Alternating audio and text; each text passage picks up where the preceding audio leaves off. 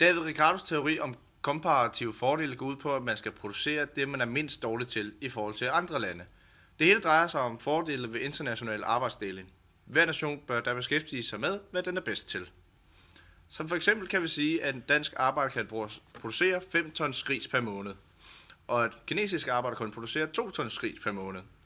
En arbejder i Kina kan med andre ord producere en mængde, der svarer til 40% af, hvad en arbejder fra Danmark kan producere i samme periode.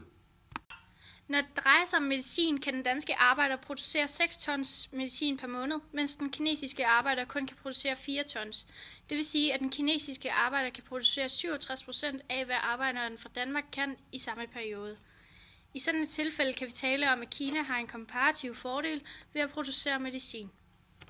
Et land har en komparativ fordel der, hvor der er mindst ringe til at producere en vare. Komparativ er lige med forholdsvis relativ.